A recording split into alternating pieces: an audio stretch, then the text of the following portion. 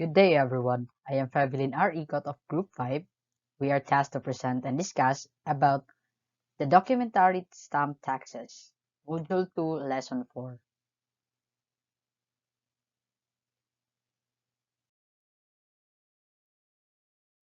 And here are the objectives for this lesson. Define documentary stamp taxes, discuss when is DST is applicable, and discuss the DST rates in the Philippines. Before we further proceed to the discussion, let us first define what is DST. Documentary Stamp Tax, commonly known as DST, is a tax in the Philippines regularly applied to the execution of transaction documents such as documents, instrument, loan agreements, and paper evidencing the acceptance, assignment, sale, or transfer of an obligation, right, or property incident thereto. The amount of tax is either fixed or based on the par or face value of the document or instrument. Common transactions where DST will apply include the issuance or sales of stock, execution of loan or debt agreements, or the sales and transfer of properties. The tax is paid by the person making, signing, issuing, accepting, or transferring the documents. However, whenever one party to the taxable documents enjoy exemption from tax, the other party thereto who is not exempt shall be the one directly liable for the tax. Here are the tax forms needed in filing the documentary stamp taxes. BIR Form 2000 is the monthly documentary stamp tax declaration or return.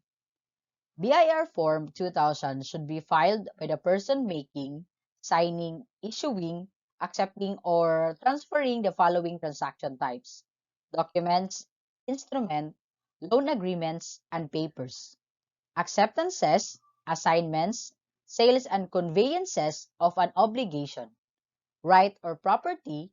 This form should be filed and paid within 5 days after the close of the month when the taxable documents were made, signed, issued, accepted, or transferred.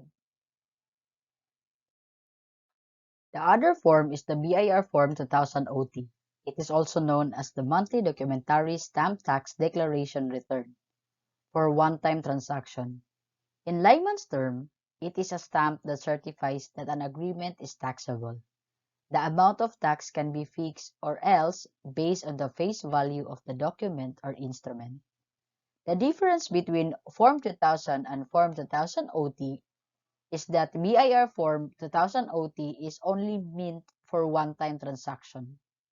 BIR Form 2000 OT should be filed by the person making, signing, issuing, accepting, or transferring the following transaction types: every natural or jurisdictional person, resident of non-resident, for sales, barter, exchange, or other wondrous disposition of shares of stock in domestic corporation classified as asset not traded in the local stock exchange. Every withholding agent buyer or seller on sales, transfer, exchange of real property classified as the assets. The sale includes pacto de retro sale and other forms of conditional sale. Every withholding agent or buyer or seller on sales, transfer, or exchange of the real property classified as ordinary asset. This form should be filed and paid within 5 days after the close of the month when the taxable documents were made, signed, issued, accepted, or transferred.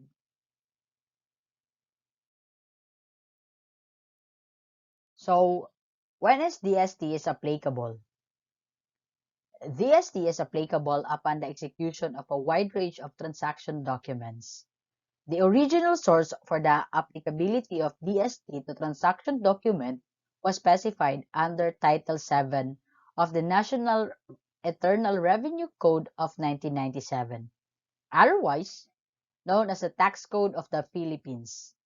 The provision under the Title VII have since been amended by government issuance including in particular train law. DST liability will arise when a transaction leads to an obligation or right from the Philippines sources, or where a property involved in a transaction is situated in the Philippines. Except as otherwise provided by the rules and regulation, the tax shall be filed and the tax due shall be paid at the same time within 10 days after the close of the month when the taxable document was signed, issued, accepted, or transferred.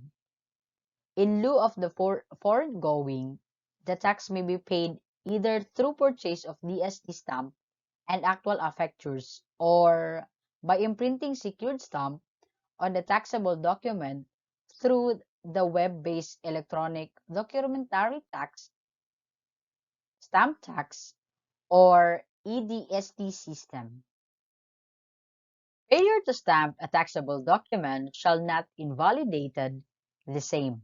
However, it shall not be recorded, such as in the registry of deeds, or admitted or used as evidence in any court until the requisite stamp is affixed thereto and cancelled.